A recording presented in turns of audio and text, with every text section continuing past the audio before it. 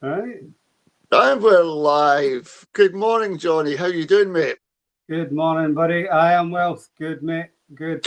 Well, after last week, we got I don't know, I suppose, typical response to this kind of show that we're doing. People aren't able quite to process what we're saying yet, or getting really angry. Criticisms coming at us from different quarters, and people getting maybe the message confused. So what I'd like to do today, Johnny, is just go back over some of the issues we were talking about last Sure. week. And the first thing to recall, you were talking about Operation Yellowhammer and the dangers that that might bring. Can I just add somebody's message to you to see what you think of this? And I can't remember the name offhand, and I'm thinking of on the top of my head. She says if Farage and Reform get back in, Operation Yellowhammer is a definite. It's going to happen. So what is Yellowhammer, Operation Yellowhammer? Why should we be afraid of it? And what are the parameters? How do we know it's there, and what the problems that can arise from it? Well, you see, it was revealed or inadvertently revealed in September 2018 by a photographer, a well-placed photographer, took a snapshot or a photograph of the document that was in a civil servant's hand. And so there was, like a managed release of some of the information of that. Now, I think that in itself was staged in order to begin to normalize the concept of militarization for hard Brexit, because that's what Operation Yellowhammer is. It's, the militarization of hard Brexit, because when everything stops at the ports as what was supposed to happen for hard Brexit, then we'll have all sorts of chaos, especially when it comes to foods and medicine shortages. And of course, they would need the military out. And the document that's on the UK Gov website does actually state that there will be, or they foresee, civil unrest. Now, the amount of chaos that it would cause would be catastrophic, absolutely catastrophic. And me being ex-army, being an ex-sergeant major, I know that there's simply not enough British military personnel to manage a deployment like that, to manage the population. And so what it would come down to is having to request the Americans, well, an external force, but I see that as being the US, all right? They would have to bring in US military force to manage the UK population, all right? Now, that plan is itself rooted in something called the US-UK Lines of Communication Agreement, which was formulated between the two governments in 1973. So, and the idea of that was basically in the event of a war with Russia, it would have given the American military carte blanche to do whatever the hell they liked on this island. It is essentially, it's martial law and it's a police state. So that's Yellowhammer, which we know nothing about, which people just don't know anything about because it's been erased from the So, cops. Johnny, people might think then, in that case, well, why hasn't it been brought out? We've had our hard Brexit. Brexit's come and gone. We've had all kinds of issues, and we're in this downward spiral. Has it been ignored so much that we now know nothing about it because it hasn't happened? Yeah. So hard Brexit hasn't happened. That's the Brexit they intended has not happened. Okay, so that's the first thing for people to take on board. The reason I believe why it has been ignored is been quite deliberate. Because imagine if we'd had it right. So they actually tentatively tried to implement it in a year later in September 2019 when Michael Gove was doing the rounds on the media saying we're going to enact Operation Yellowhammer. Never happened, right? Noticeably, though, what did happen was some of the left alternate media outlets. They also normalized, so Sky News, BBC, the rest of them, they normalized the concept of militarization as if it was just an acceptable measure. But that's the Hegelian dialect. That's the problem, reaction, solution. So you cause the very problem you're creating, and then you militarize it. And the Johnny, reason why can I stop you there for a second? And because this is really important. Are we looking at America right now and seeing the militarization and Operation Yellowhammer working over there with the ICE? They're trying to do the same thing. So they're trying to militarize the Trump presidency, essentially, right? Trying to create a civil war, mass civil unrest, and eventually a civil war. What I think might happen is I think they were going to, about a year ago, not long after he took the presidency again, was to stage a coup against himself in order to get it going that way. But I don't believe he has the US military on board. All he has is these paramilitaries, these Gestapo types, that I don't believe he's got the American military on board. So that will fail. So back to the question on somebody was asking from last week's show, if Farage and Reform get into power, they're going to adopt the policies from the America because of this agreement you said back in 1973 it's there, and because they can see a gain in it for themselves to disrupt the system in Britain. So is it possible that we could have an ICE in Scotland, in the UK? I think if we don't wake up to what's actually happened, it's inevitable. Wow. And what people, honestly, I don't understand why people aren't processing this. Farage, UKIP, and then, the Brexit Party and then Reform, they've all been globalist British establishment projects all along who've played the Bolshevik playbook. They played the underdog, the anti-establishment card, right? Yep. Trump did exactly the same in the US. You've got Pauline Hanson, One Nation in Australia, and it's always about playing the underdog, and so you got elements of the governments that will, these so-called left policies of uncontrolled mass immigration and all this sort of stuff. But it's the same Orwellian machine, right? It's left and right working together. So the fact that Farage, and his Reform PLC, his company, right, are in the position they are now is because the BBC, initially through Question Time, and then through the entire UK media, normalised his presence for him to create the fascist or the far right space so that both Tory and Labour could fill that space, that vacuum was created, with fascist legislation, which we saw in the Internal Market Act. So I don't think Farage will become Prime Minister, right? I think Reform might well get a significant number of seats, and they might down south form some sort of be part of some sort of coalition, right? So I could see a hung parliament, right, potentially, but I don't think he'll be Prime Minister.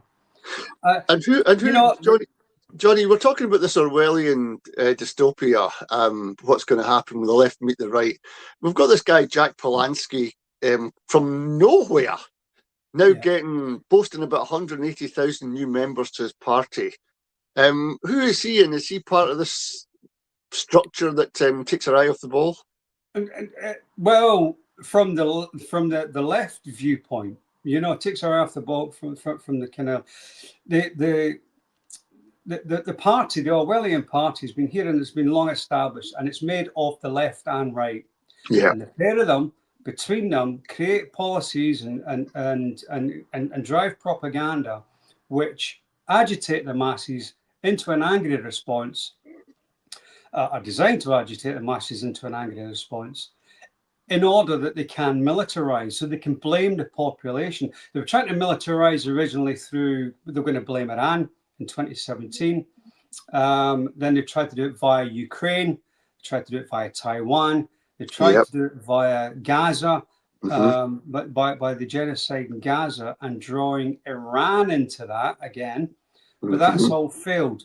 So now, and what they've done by hiding Operation Yellowhammer, by hiding the fact that this plan already exists, what they're trying to do now is blame the population for what's about to unfold, and for the population to take the blame. So where can we view this document, this Operation Yellowhammer? It's still out there, isn't it? Yeah, it's still there. You can either go to the UK Gov website, and download it from there, or you can go to gaslightinggilligan.com, or you can go to @gasgilligan on X, because that's my kind of pinned post, where I basically talk about, the Operation Yellowhammer document as well, and what's glaringly missing from the document, the fact that, right, so what is there is they recognize there's going to be civil unrest. What is glaringly missing from the document is that there are not enough British troops to police the population, right, and they're going to need external help. And that external help is going to come from, was meant to come from Trump's US, which is, and if the people go to my US UK lines of communication piece, lines of communication agreement piece, you will see the basis of Operation Yellowhammer was planned in 1973. Yeah. Well, we'll come back to this through the weeks, because we'll see developments in America and we'll try and tie them up to what might happen in the UK. And it's very, very real. And it's very salient now that we look at Operation Yellowhammer. By the way, in the Internal Market Act, it's full of this stuff as well. It's all coded with, in the event of an emergency, we can close down the parliaments, that kind of stuff. It's all there for us to read. On to something else, Johnny, that we were talking about last week. This was about the male-female divide and how women are getting caught up in this new wave of feminism, and it's damaging society, it's cracking society because it's breaking up the family unit. People were getting really annoyed at that one, Johnny, because they thought we were attacking females per se. That's not the case, is it? Not at all, mate. All demographics are being attacked in some way or other, are being undermined, are being agitated in some way or other. All right. And women are no exception. Men are no exception. All right. It's all the same machine. And if people want to go to the we've got some still here, Johnny. I've got some voices in the background now. If people want to go to the book and see my dark triad model, they'll see how and Orwell predicts it. So I'll just read a wee quote from 1984. When we cut a man from his own past, then we can cut him from his family, his children, and other men. We control life at all levels. We create human nature. Men are infinitely malleable. So there are a number of clues that Orwell left in that. And I spoke about Adam Weishaupt and his quote that I read out last week about how to influence men. The most powerful way of influencing men is through women, right? So all demographics are being attacked in some way or other, right? That's why we've got the mass male dehumanization going on. And it's been going on for some years now. Because it's supposed to drive men into depression, and combined with austerity, which has obviously been in place since 2004. I mean, austerity obviously leads to poverty. Poverty itself creates pressures in the home, trying to pay bills. And poverty causes domestic abuse, but that's written out. All that's stated about domestic abuse is that men do it and women are the victims. Well, at that point, Johnny, it seems to me that you want to get rid of the alpha male because in any society, the male is the stronger one, the one that can act to action, you know, disturbance. Because men are that way wired. We've got the strength and we've got the determination, and we don't fall on emotion too much. We just do things, right? That is a real problem for those in power. And if you can extinguish that, you've nullified society. And how they do it isn't by taking away the strength, the physical strength. They take away the mental strength. So it's a psychological battle we're fighting just now, and it's not one against men, women, because we know fine, Johnny, that when two people come together, and men and women can never be equal. This is the other thing you forget. We're built differently. So for those that are attacking us saying we're one or the other, we are different. Men are different from women, right? That's why when we come together, we create this synergy. And when that synergy happens, it's powerful because you are then a unit and the in-laws are involved and your family's involved and a bigger circle's involved. And you can be a more destructive force.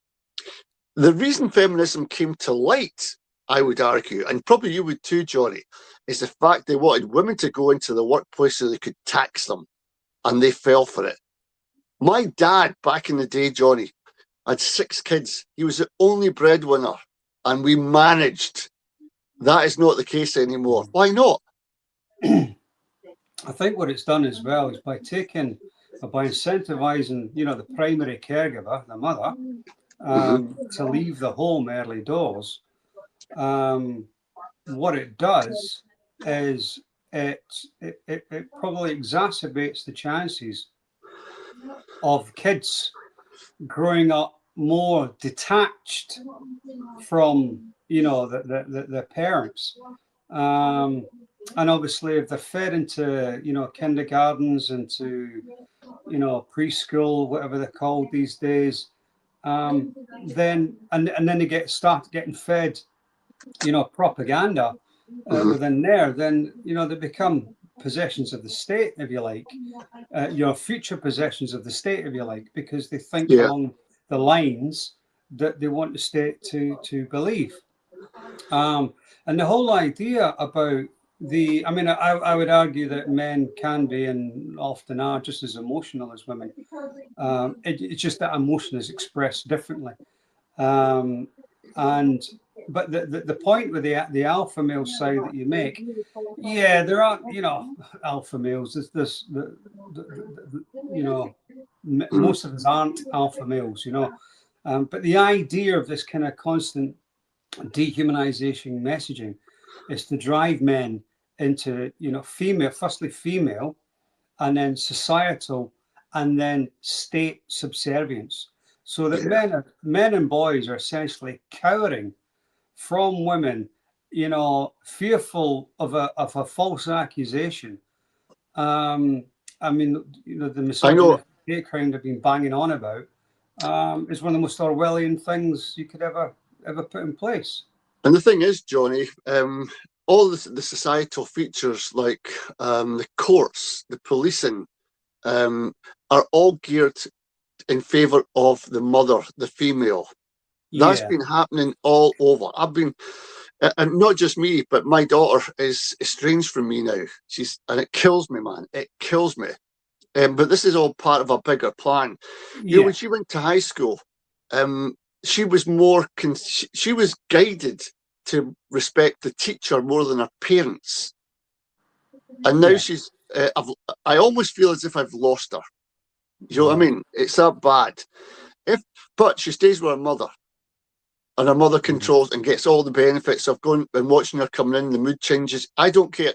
All the wee things in life that I will never get to see now and haven't seen since she went to high school. It just beggars belief. And I'm not alone in this. There's no. You're everybody, all men across the board are now looking at this and thinking, why? This isn't fair. But we're not doing anything about it until we speak about it now, Johnny. Yeah, the patterns that I've seen. So in the US and UK, in the UK and Australia, I think the pattern is more so to remove boys in particular, girls too, but boys in particular, and separate them from the father, in order to create that void. No, biological role model there, in Yep. order that boys themselves search for other male role models, which will be in gangs more often than not, or in the military, which is part of the channeling process. Right? These are deliberate channeling processes. In the US, the pattern seems to be,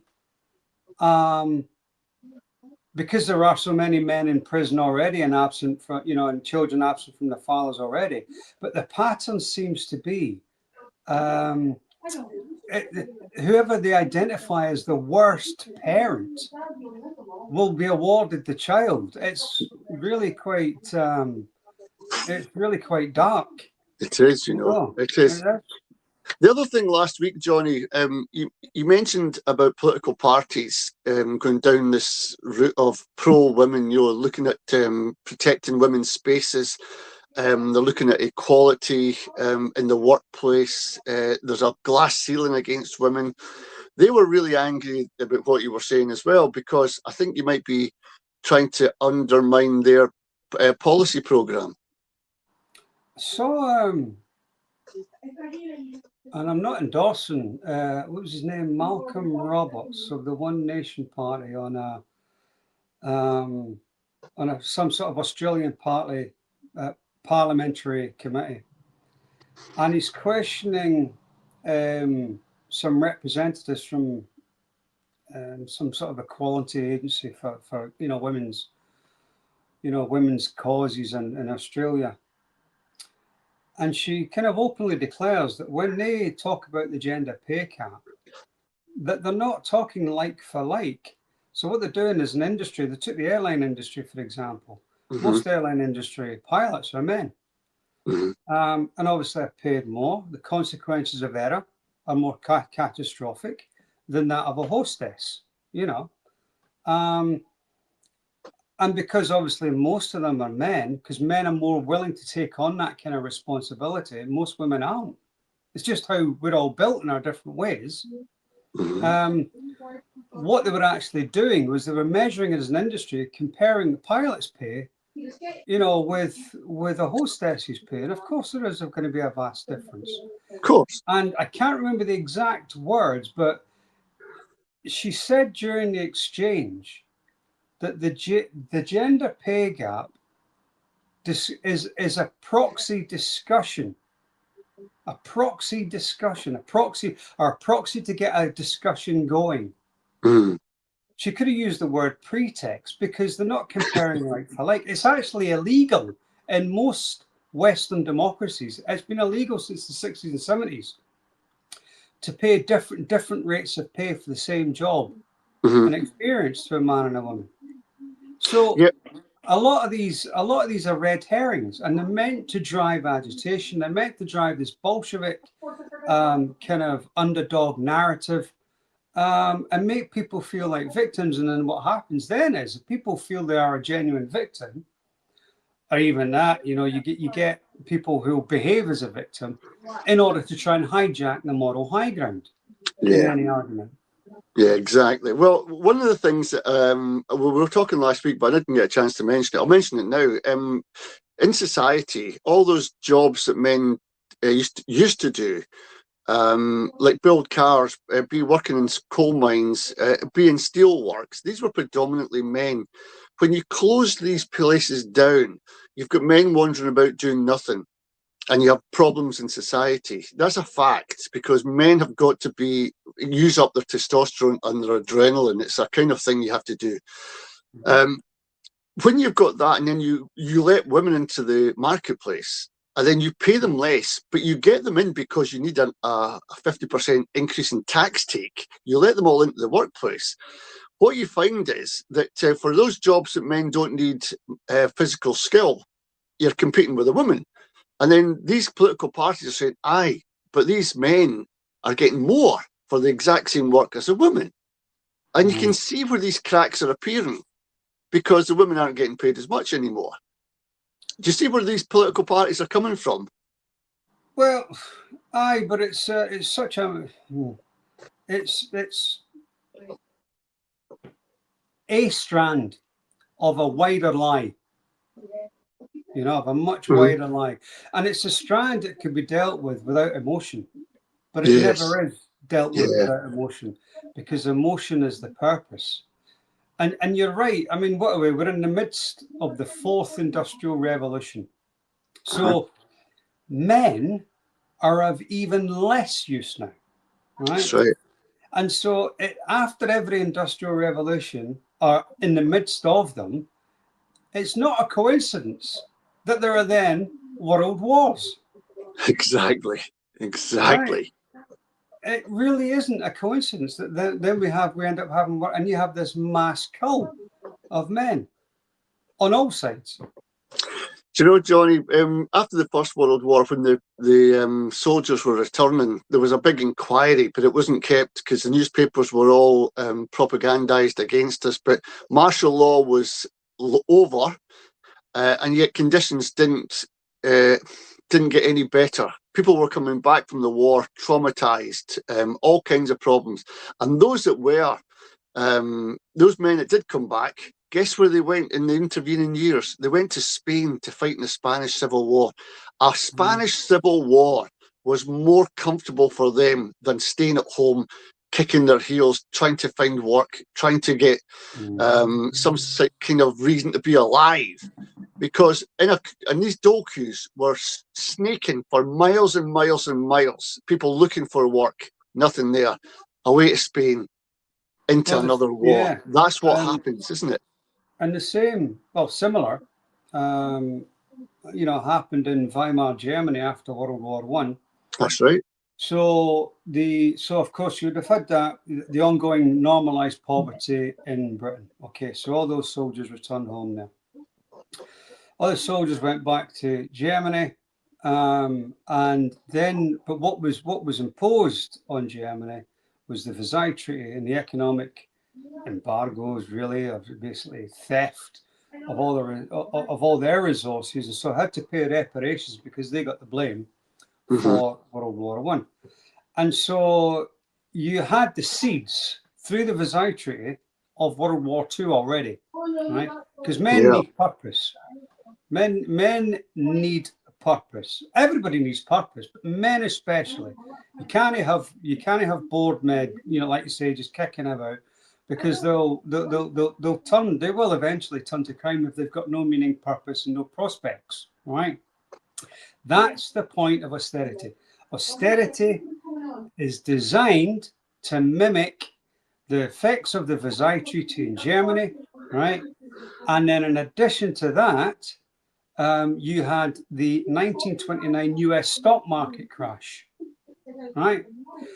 And then that kind of rippled around the world as well, so creating even more poverty. So what you ended up having were literally millions of men in the Western Hemisphere who were ripe, who had no purpose, no meaning, right?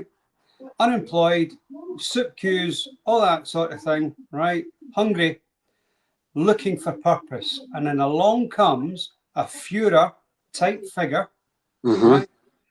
Obviously, the one we've seen with Adolf Hitler and Nazi, what became Nazi Germany. And, they laud him because he's now rescuing the German economy. And it was the same model for Trump, same playbook for Trump. Trump was supposed to be, the new Führer. But it's all gone to pot. It's the plan is failing. And it's, as I said in the last show we did, it's been failing since the 25th of June, 2017, when I went to Berlin and warned them what was coming. Well, I put out on socials, Johnny, we were going to talk about Alex Salmond and how the courts and how the system works against even our top politicians, where you can get with impunity women coming to the table with, featherweight, lightweight accusations and getting the full court treatment about who said what. And when you get that, you get Alex Salmond's name mudded. You get him absolutely shown to be, at that point, a real menace to women. When actual fact, it wasn't that. But we're not in control of our media, we're not in control of the papers, etc. So there you have one instance that the system is so against men that they can take down our politicians like that. Again, it's to drive men into state subservience. It's to cow men, and make men. An accusation is, the believe her and the violence against women and girls rhetoric and the Me Too stuff was automatically meant to assume guilt. I saw the playbook straight away, because the playbook is throughout gaslighting Gilligan. In fact, I wrote a piece. In fact, that was August 2018. Yeah. I saw it straight away. I know. False accusations, Alex Salmond, and the gaslight state, domestic abuse. Right? That's what I called that piece. And August 2018. Now, the thing, when I first wrote that, I didn't have, the perception to see the actual involvement and complicity of Nicola Sturgeon and co. Right?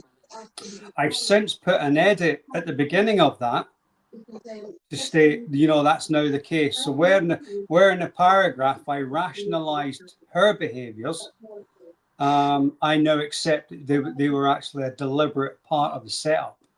And this is what people struggle to understand.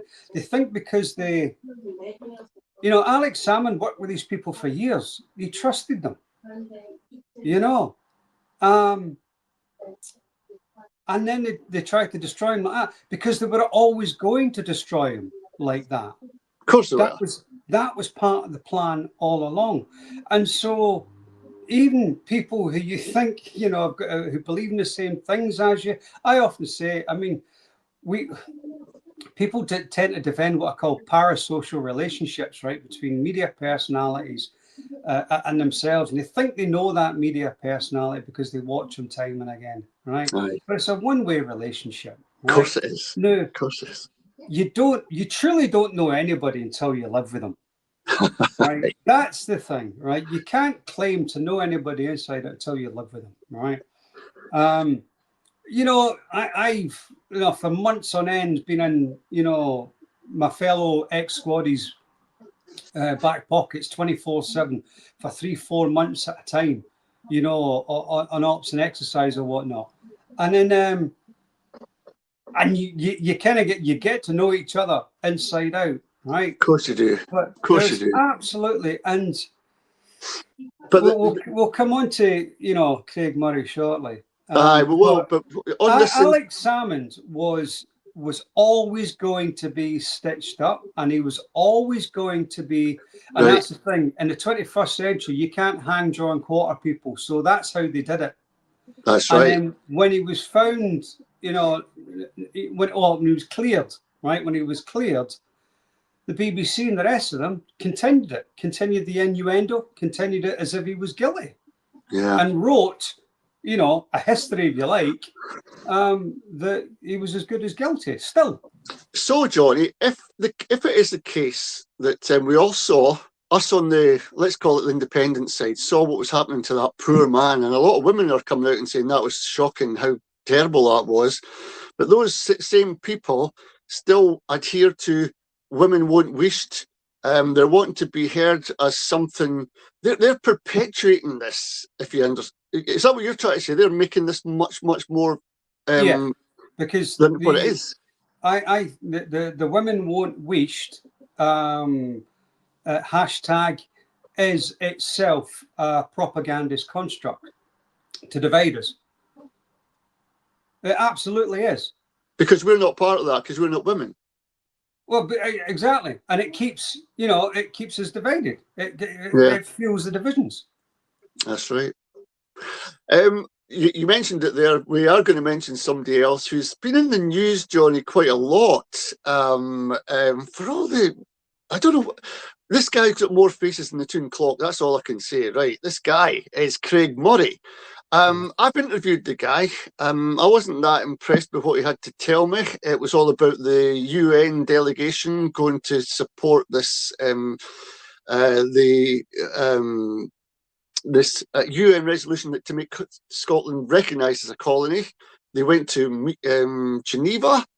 How they got that, I don't know. They went to New York. How they done that, I don't know. But then this guy, the same guy, is away doing different things with unionist parties. For example, he went down and wanted to join George Galloway's party. He wanted to join Jeremy Corbyn's party. I think he did after leaving Alba. Now, if he'd have listened to Alf Baird says in his book, he says, big trick is that they'll swallow up the SNP, they'll become the bourgeoisie party, and you'll get bourgeoisie people coming into the independence movement. Is he a bourgeoisie? I think he's a plant. Just in a word, I think he's a plant. I think he has been all along. What we haven't come to terms with, the British state, there's one exception, Hong Kong, right? Because it belongs to China, who've got a 2 million man army and have a nuclear arsenal, right?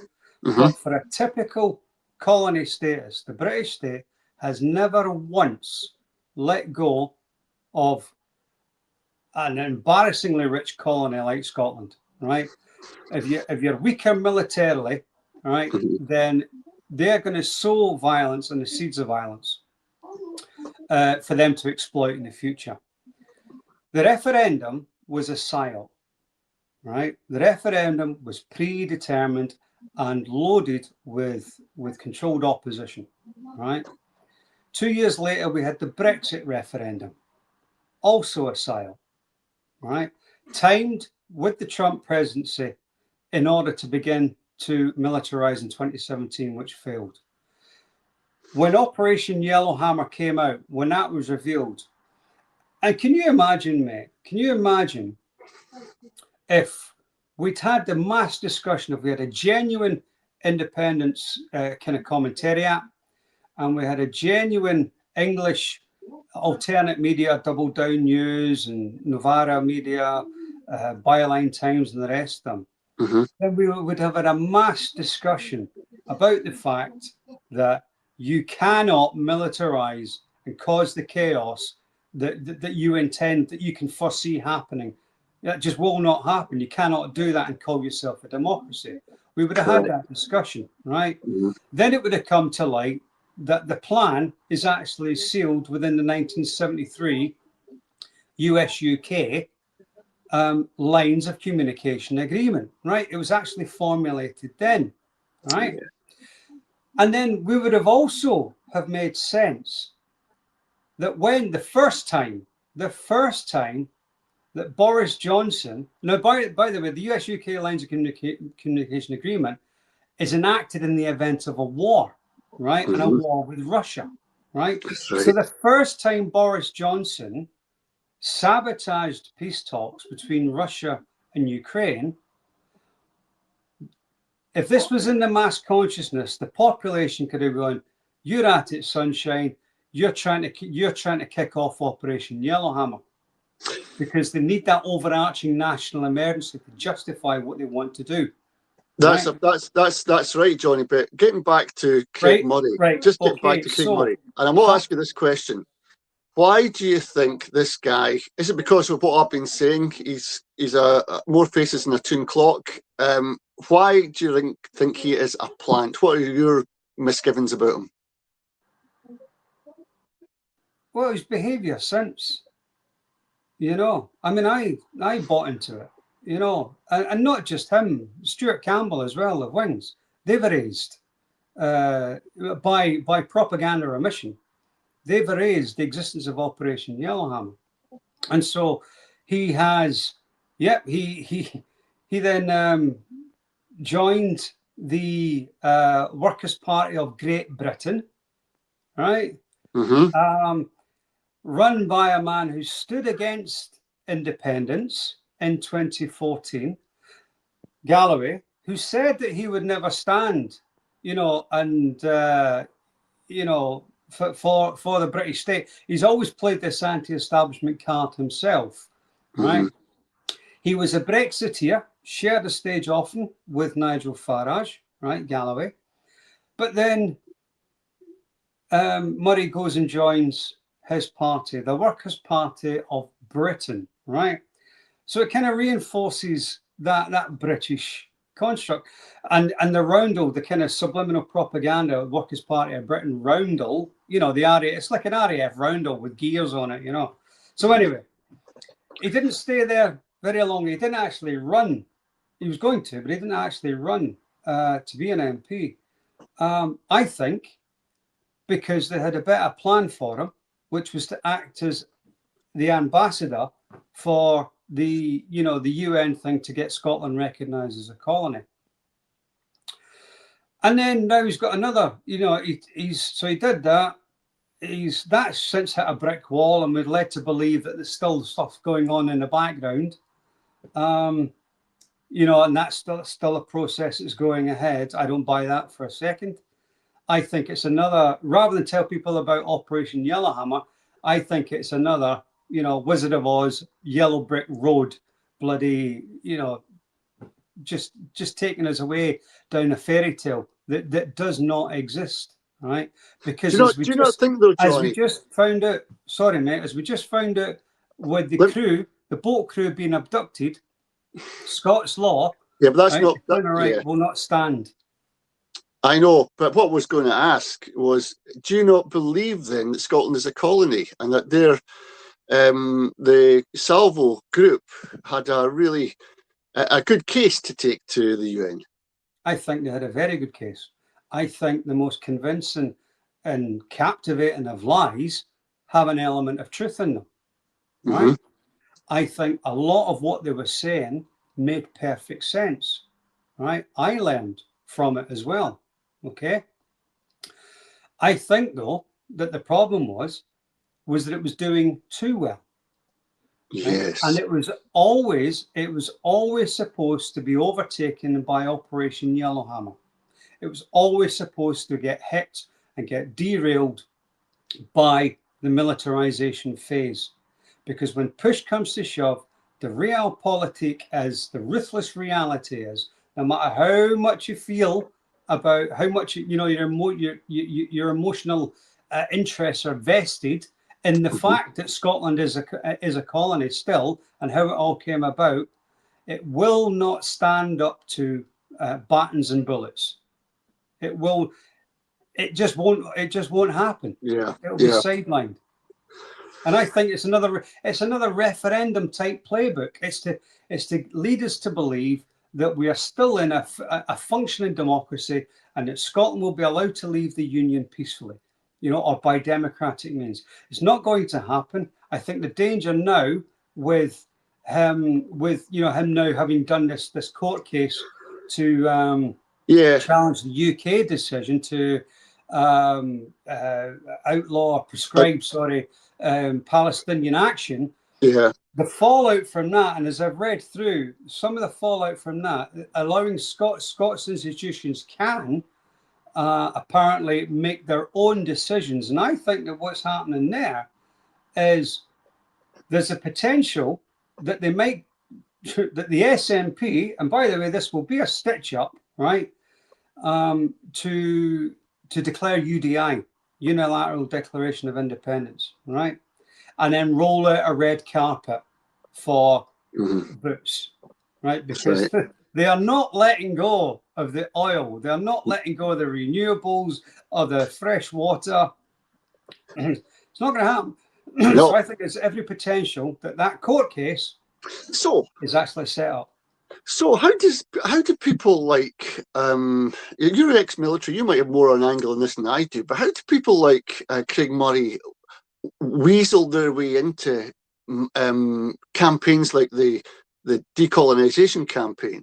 How do they get in there? What is their play? Yeah, emotional capture, mate. Right. And it's not just something. I mean, I've got no more additional kind of knowledge than you regarding that, you know, in terms because of my ex-squaddy background. Right. He's got people eating out the palm of his hand. So is Stu. So have others, by the way. Is Right? this because he's more a celebrity than anyone else? Yeah. Right. This cult kind of, and that's what I saw one of the one of the posts do. Can't mind which one. It's something like 7,000 followers. I'd never seen it before, and it came up in my feed. I know you sent me, but it had already come up on my feed, and obviously, despite me not, wanting to see it, yeah, I just didn't follow it, But there it is. And I read that as if it was somebody trying to create more of a cult figure, the same the way they did with Nicola Sturgeon, or Nicola. Aye. And I fell for that pish as well, right? And the Rev Stew, they create these cult personalities, and then the early days, certainly in the early days, it's like that love bombing phase. If people are telling you exactly what you want to hear, playing to your emotions, playing to your ego, playing to your beliefs, they'll have you eating out the palm of their hand. That's right. Right. And then what also happens is, excuse me, in trying to tell people that you're emotionally captured by what's been said in the past, which was also a ruse in itself, that's when the cognitive dissonance kicks in, right? Correct. And people tend to either ignore you, right, or the ego defense response will kick in, because they want to protect their belief system at all costs. And that's where the anger comes in. That's right. That's right. No. So, where are we now then in Scotland? Where we've been down, as you call it, Johnny, the Yellow Brick Road with the independence campaign, with the United Nations campaign trying to get us seen as a colony, trying to get us decolonised. That's come and hit the buffers.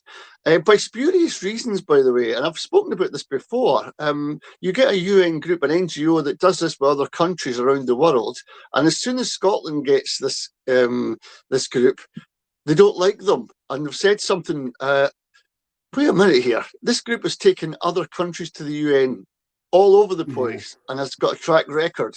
And you're throwing your toys out the pram because of something somebody said. It doesn't make sense, Johnny. That's the thing about it. And this confusion about what's right and what's wrong distorts our head, and we get really angry because we can't see what we invested in emotionally come to fruition. I think it's been part of maintaining, the bubbling, I mean, there's one of the accounts, Stefan Doran, Doreen, whatever his bloody name is. That's an agitprop account, right? Aye. He's been quite clearly stirring up anti-English sentiment, right? Yes, there are elements that are inescapable, but if you want to cultivate relationships, you want to basically, bring them on and make them better, then what you don't do is you don't go, creating trouble further down the road, right? Which is what it's going to lead to. So I think the whole independence referendum was a psyop to agitate the Scottish population. The UN move, I think, has been a continuance of that to keep us all simmering, pending the trigger. And the 2016 Brexit referendum was an English referendum, but that was to divide the English population, right? So that when the UK government were forced to ask the Americans for help, right, they would be doing so and history would record it as a British civil war, as if it had been the one bloody country forever. Do you know this? I remember back in 2014, Barack Obama was asked his opinions on Scottish independence, and you can imagine his statement.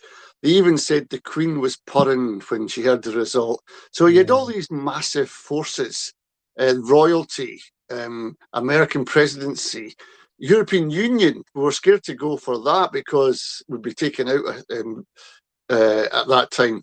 So all these massive forces were against us. it just seems, Johnny, looking back, we were never going to win that referendum. No matter if we got 70%, we wouldn't have won it. No, Because it it wouldn't have been was. a de facto referendum. It would just be one of those things that determine the lay of the land. We live in a propaganda state. I mean, obviously, this has become much clearer to people. There is no point in trying. I mean, it was we were never going to be allowed to win it, right? And here's the thing: scarily, I think if they said, okay, you can have another referendum, whatever result they gave us back, we would believe. Even if they said we would beat again, we would still believe it. I know. It's madness. There won't be another referendum.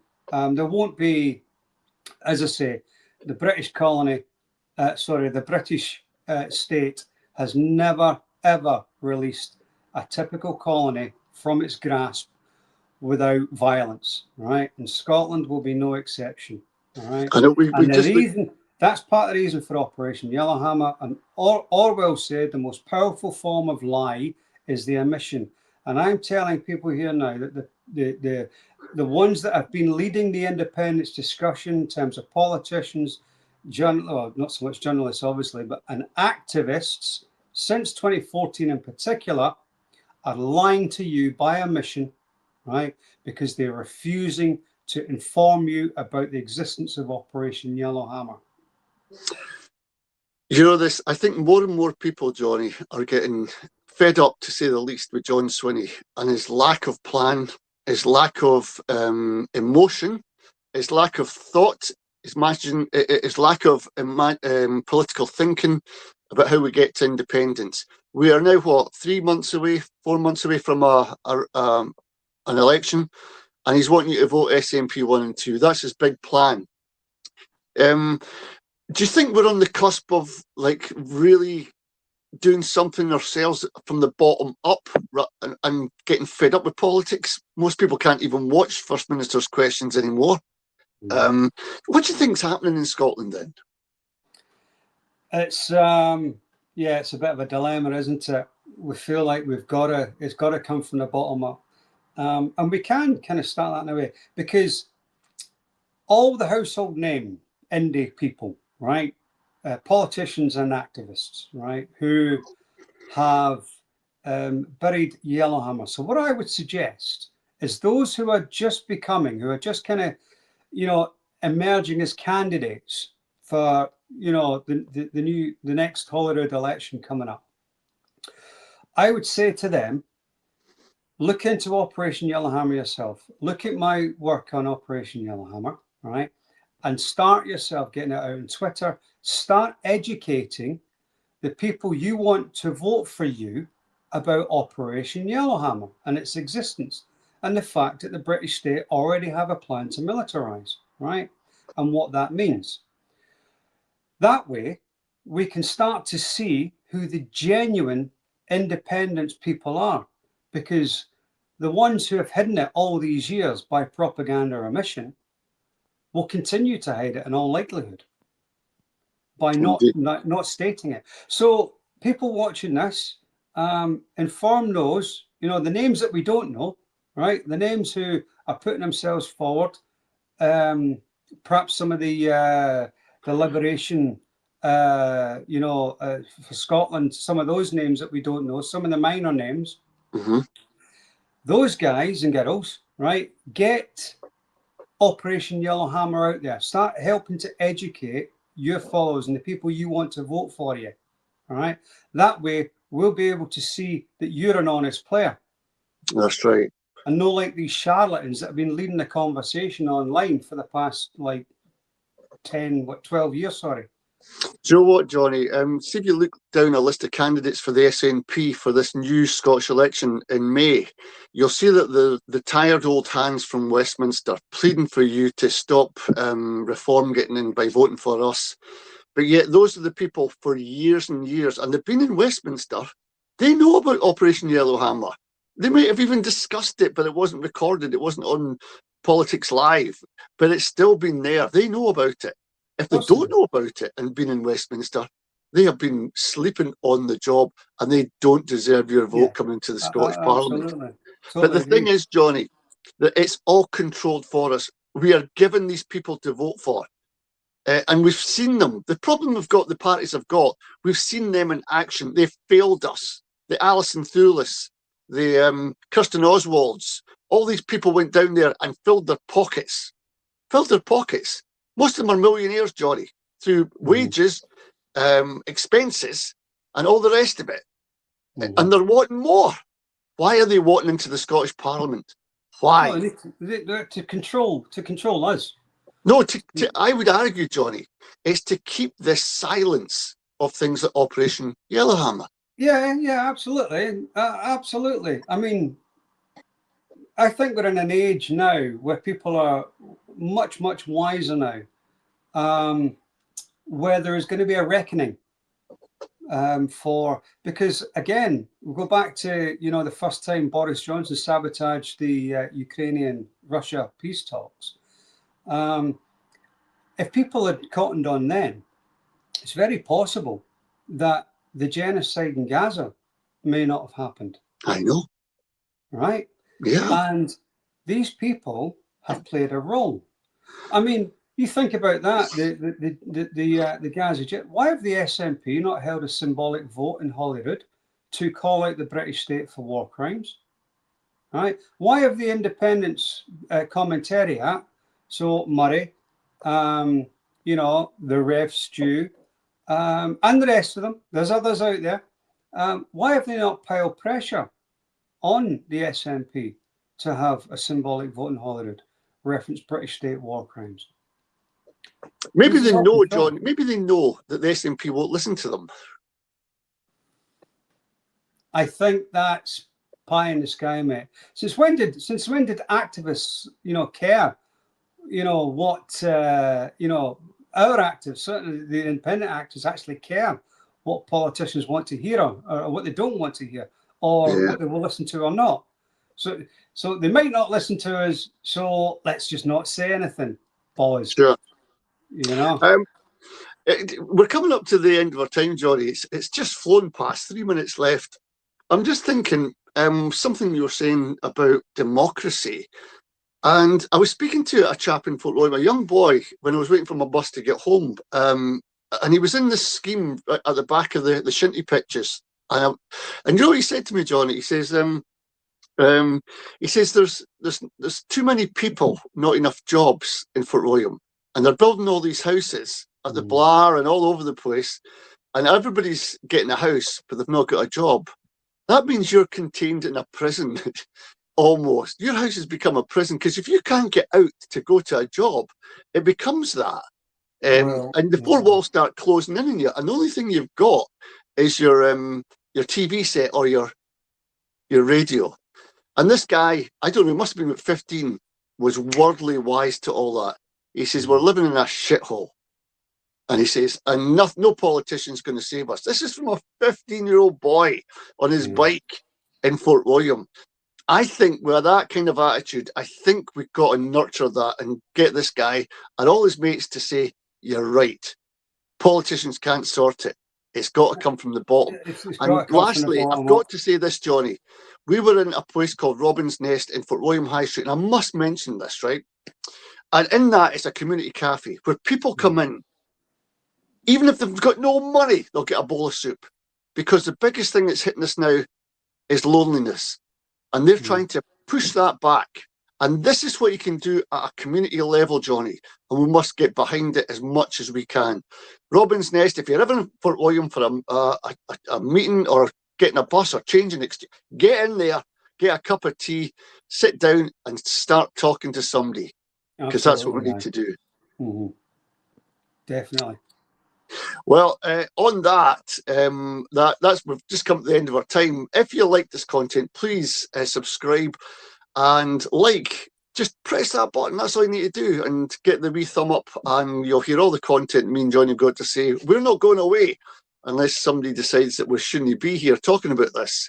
But as far as we can go, we'll come back next week with more on where Scotland is in the world and how the geopolitics and history can show us the way forward. Johnny, an absolute pleasure. Thanks again, mate. And we'll catch up next week. Thanks, buddy. Thank you. Take care. Cheers, Bye-bye, folks. All everybody. the very Bye-bye. best.